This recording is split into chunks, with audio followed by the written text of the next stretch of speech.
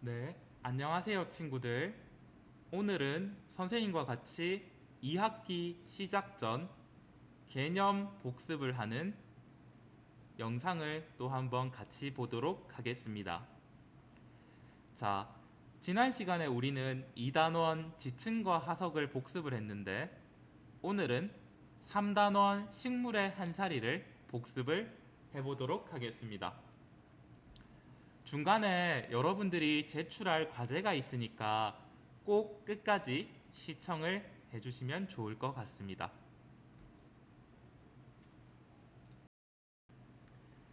자, 우리 친구들이 혹시 3단원 식물의 한사리를 공부하면서 기억에 남는 부분들이 있을까요?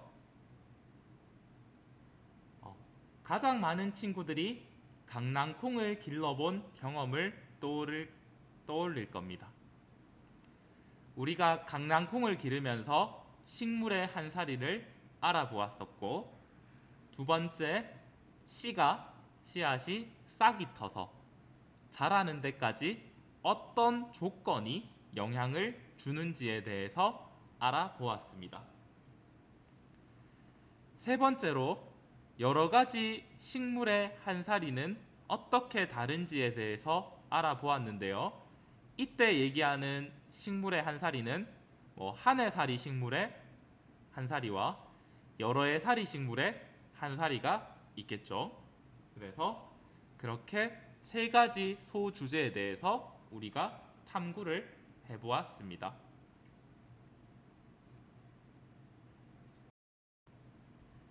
자, 우리가 제일 먼저 한 건 바로 씨앗을 관찰하는 일이었어요. 식물의 종류에 따라 씨의 모양이나 크기나 색깔 등이 매우 다양하다라는 거죠. 길쭉한 씨앗, 둥그런 씨앗, 혹은 크기가 크거나 작거나 하는 것들이 있었을 겁니다. 우리가 동전 같은 걸 이용해서 간접적으로 비교를 해보기도 했고, 자를 이용해서 직접적으로 측정을 해보기도 했었죠. 자, 그리고 색깔도 우리가 눈으로 보았는데요. 색상환이라 하죠. 색의 띠.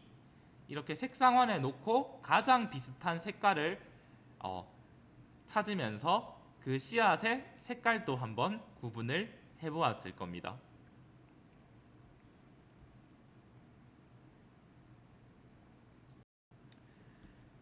다음으로 우리가 알아본 거는 바로 씨앗을 심는 방법을 알아보았었는데요.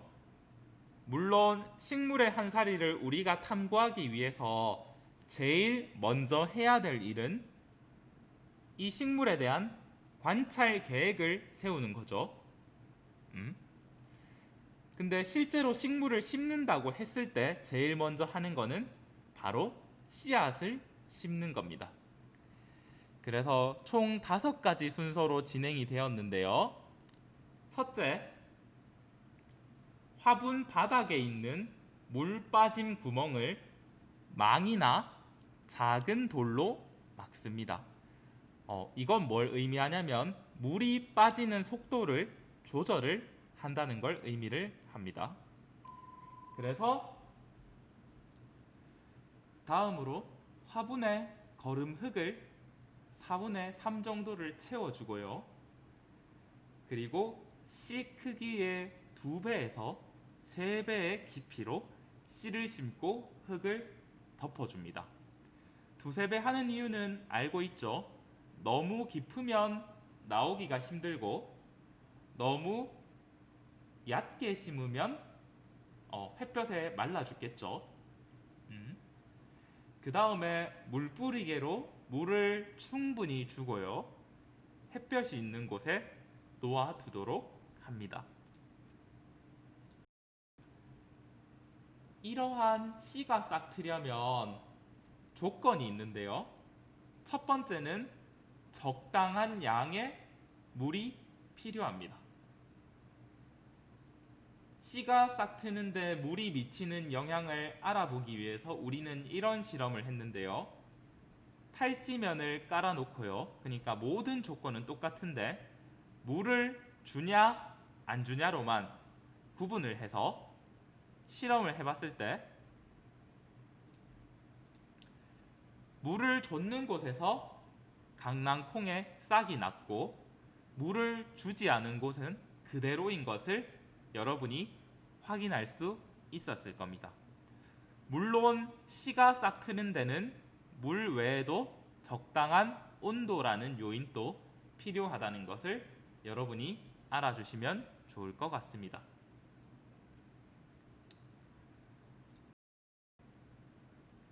그래서 우리가 이번 3단원에서 집중적으로 했는 것은 바로 강낭콩이 싹 터서 자라는 과정인데요. 바로 강낭콩 속에는 뿌리, 줄기, 잎이 될 부분이 있어서 싹이 트고요. 떡잎이 나오고 그 다음에 떡잎 사이에서 본잎이 나오고 그 다음에 이게 계속 자라서 줄기가 되고 잎이 되고 열매가 되고 그 다음에 꽃까지 피운다는 거 우리가 알아보았을 겁니다. 그래서 여러분이 왼쪽에 사진을 잘 보면 직접 길러보면 더 잘 알겠죠. 2주일 정도면 여러분들의 강낭콩이 무럭무럭 자라서 줄기와 잎이 생긴다는 거 기억을 해두시면 될 것 같습니다.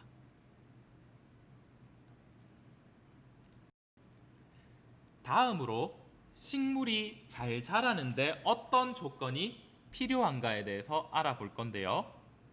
적당한 양의 물이 필요합니다. 다른 조건은 모두 똑같이 하고 화분에 주는 물의 양만을 다르게 해서 우리가 실험을 해보면 물을 주었는 곳이 훨씬 더 잘 자란다는 것 여러분들이 눈으로 확인을 할 수가 있었을 겁니다. 그래서 물을 잘 주는 것도 중요하고 또 여기에 더해서 빛과 적당한 온도 역시도 필요함을 여러분들은 알 수 있었을 겁니다.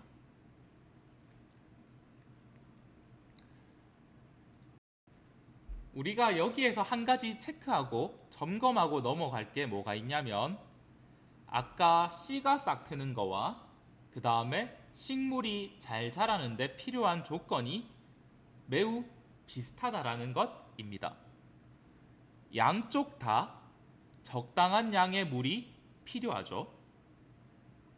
그 다음에 물 외에도 적당한 온도라든지 빛이 있으면 유용하다라는 겁니다. 그래서 여러분들이 여기에 대해서 그래서 우리 친구들이 이런 거를 한번 유심 있게 봤으면 됐을 겁니다. 자, 다음으로 우리가 새싹에서 떡잎이 나오고 그게 자라서 줄기 그 다음에 본잎까지 나오는 것까지 봤어요. 봤는데 그러면 식물이 자라면서 어떻게 되냐? 바로 잎과 줄기가 변한다는 거죠. 잎은 점점 넓어지고 커지고 개수도 많아지죠. 줄기도 마찬가지로 클수록 굵어지고 길어집니다. 이거는 우리 인간이랑 다를 바가 없는 게 여러분들보다 선생님이 키가 크고 몸이 크고 이런 것들이 전부 다 성장하면서 모습이 변했기 때문이죠. 식물도 강낭콩도 마찬가지라는 것을 우리 친구들이 확인할 수 있었을 겁니다.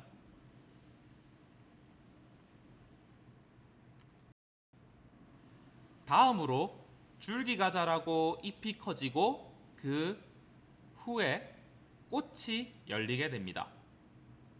이렇게 강낭콩 꽃이 열리게 되면 그 꽃이 진 자리에 열매가 생기게 되는데요. 이것을 우리는 꼬투리라고 합니다. 이 꼬투리 속에는 우리가 흔히 아는 그 콩이 들어있는데요. 그 꼬투리 속에 있는 강낭콩이 땅에 떨어지면 싹이 트고 다시 자라게 되는 거죠.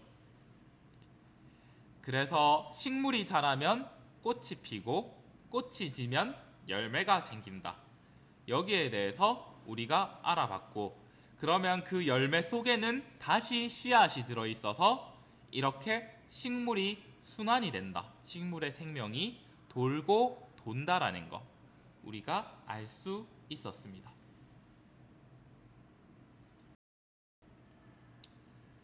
자, 끝으로 우리가 여러 가지 식물들의 한사리를 알아보도록 할 건데요.